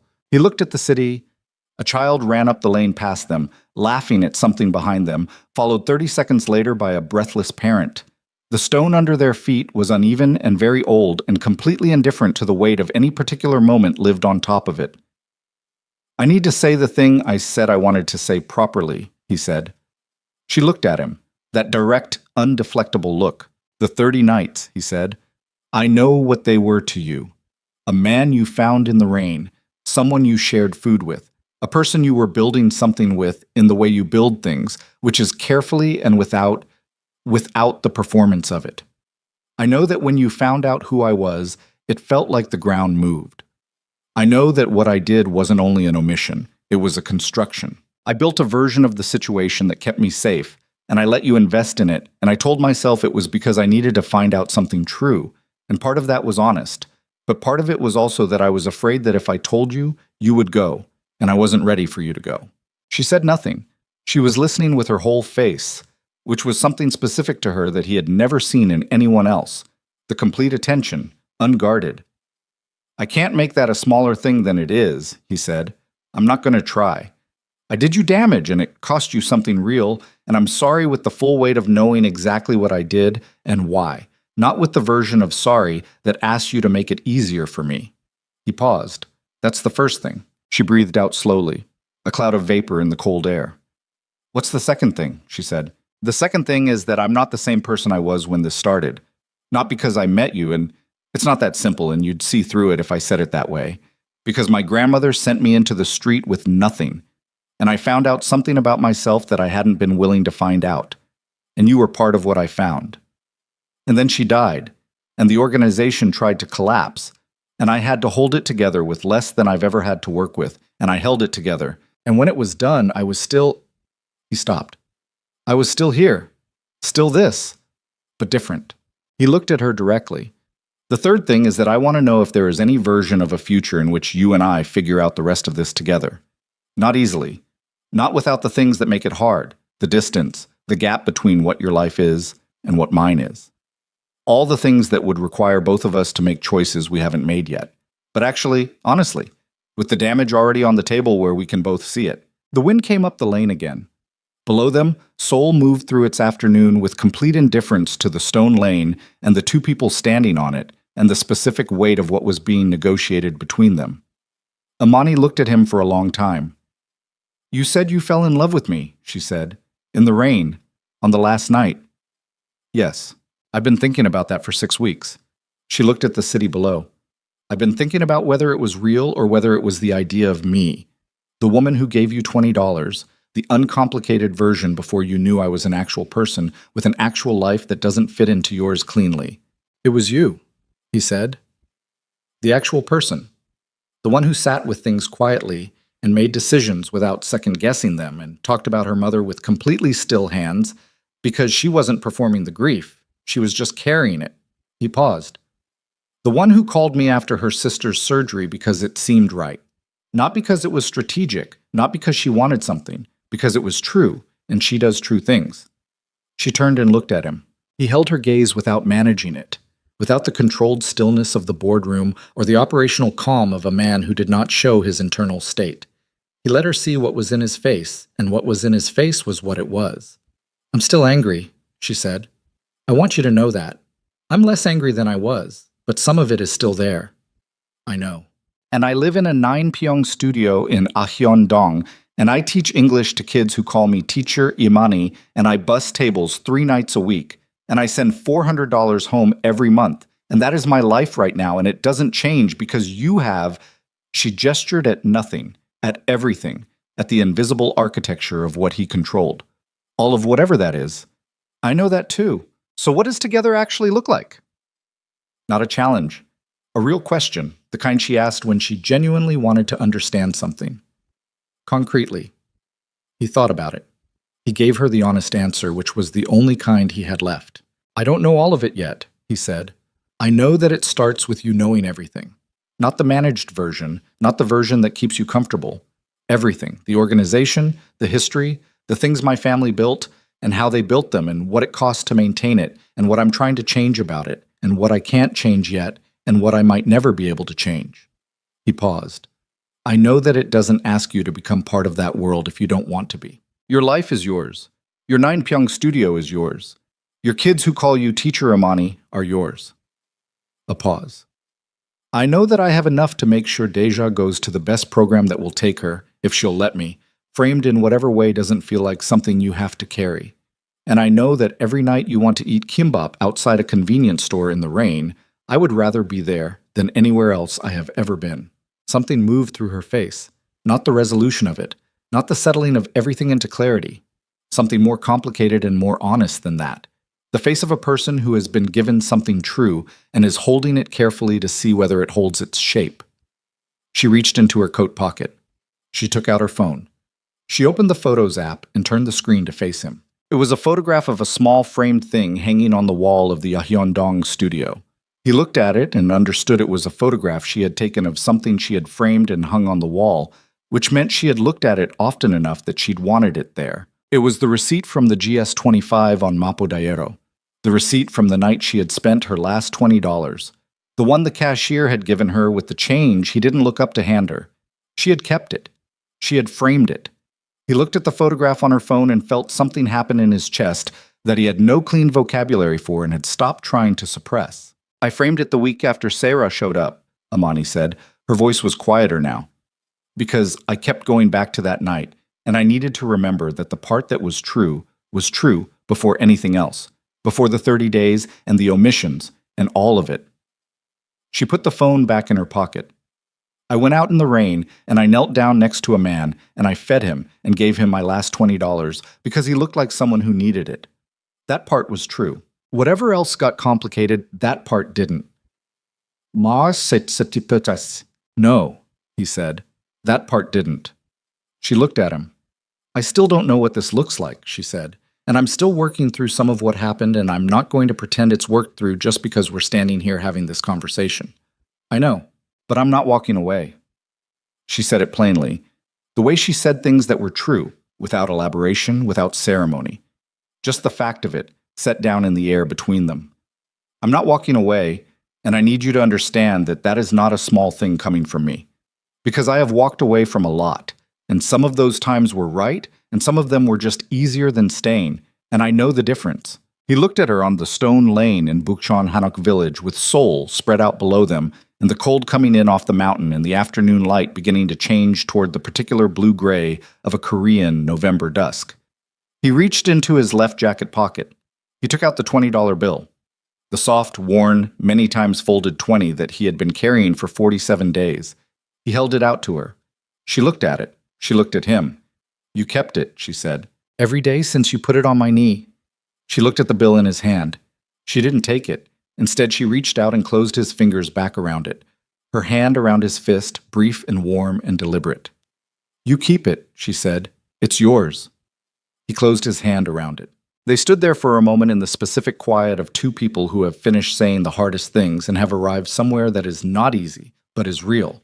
The particular terrain of a thing that has been broken and is being rebuilt with the knowledge of how it broke, which makes it different from what it was before, and in some ways harder, and in some ways, if you are willing to be honest about what the breaking revealed, more solid.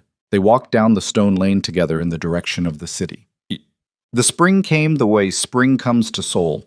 Not gradually, but in a series of sudden declarations, the cherry blossoms erupting overnight on the trees along the Cheonggye-cheon, the air shifting from gray to something with actual color in it, the city shedding its winter weight and becoming itself again with the particular enthusiasm of a place that has always known the cold was temporary. The ceremony was small. That was Imani's first condition and his first agreement, and it had required a specific kind of negotiation with the infrastructure of what he was, with the people who believed that any event touching the Kang name required a certain scale, a certain visible authority. He had those conversations, and he had won them, and the winning had required him to be very clear about what he was doing and why, which had been its own useful exercise. 14 people. His aside, Min-jun, who stood with the particular controlled emotion of a man who had decided that occasions like this one earned the dropping of his professional face for exactly as long as they required. Oh, the financial director, who brought his wife. Two of Madame Kang's oldest friends, the women who had cried on the phone and whom Imani had asked to be included when Taehyun told her about them. And Mr. Choi, the old veteran from the Mapo Bridge, who had been resettled into the housing program and who arrived in a clean shirt that he had clearly ironed himself and sat very straight through the entire ceremony with an expression of dignified satisfaction. Her side Mame, Deja, who had flown in from Atlanta on a leg that still required a slight adjustment in her gait and who held Imani's hand at the beginning and then sat back and watched with the eyes of someone who was making an assessment that she had been making for 6 months and had recently settled. A colleague from the Hagwon named Ji Yeon, who had been Imani's closest friend in Seoul for 8 months without Imani ever quite articulating to herself how much that friendship had held her up. Two teachers from the Ipieka program she'd been part of, who arrived together and cried first and longest. The location was the private garden in Shangbuk-dong, where Madame Kang had kept her small house and spent her clearest mornings. The garden was not large. It had a stone wall along one side and a very old ginkgo tree at its center, and a view of the hillside above Bukchon that in spring looked like someone had torn open a green and pink seam in the city's gray fabric. There was one empty chair. It was at the front, to the left, and on it was folded a cream-colored shawl that had been Madame Kang's. The one she'd kept on the arm of the chair in her hospital room. The one her hands had worried at during the long conversations he'd had with her in the final weeks. He had brought it without planning to. He had found it in a box of her effects and put it in his jacket pocket the morning of the ceremony without consciously deciding to, and it was Min-jun who had seen him arrive with it and found the chair and placed it there without being asked. Imani saw the chair when she came into the garden. She looked at it for a moment. Then she looked at Taehyun. He said nothing. She nodded once, the smallest nod, the kind that contained the most, and then she looked forward, and the ceremony began. It was not long. Neither of them had wanted long. What they had said to each other over the months since the stone lane in Bukchon, in the Ayondong studio, and in the penthouse that was slowly becoming something more habitable and less museum, in convenience stores, and in the car on the way to the hospital for Madame Kang's memorial, and on the phone at midnight from Atlanta, when Deja's therapy was hard and Imani was tired. All of that had been the real ceremony. What they did in the garden was just the formal acknowledgement of a thing that had already been decided in rain and stone lanes and hospital corridors and one phone call made at 11 at night because it seemed right. When it was done, Deja hugged her sister for a long time. Mr. Choi shook Tae-hyun's hand with both of his own and said, "She's good people, that one," with the authority of a man who had learned to read character from the ground up. Minjun said nothing. He just held Tae-hyun's gaze for a moment, with the expression of a man who has decided that some things don't require words and who has been right about that his entire adult life. Ji-yeon took photographs that no one asked her to take and that everyone later was glad existed. They ate at a table in the garden, simple food, the kind you could hold in your hands, deliberately unchosen from the kind of catering that announced itself.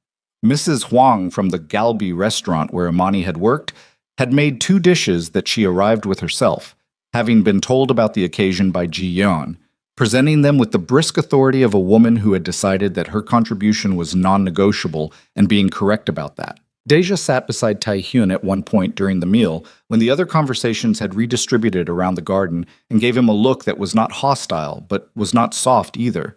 The look of someone who had been evaluating a person for 6 months and had arrived at conclusions she was going to share whether asked or not.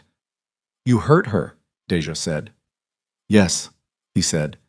"And you know why it was wrong. Not just that it was wrong." "Yes." She looked at him with those eyes that were going to make someone's courtroom very uncomfortable in a few years. "She doesn't heal easy," she said.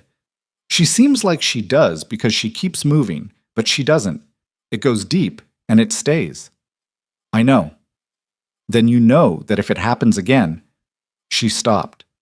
"It won't be me you have to deal with. She'll deal with it herself. She always does." A pause. "I'm just saying she doesn't deserve more of it." "No," he said, "she doesn't." Deja looked at him for one more moment.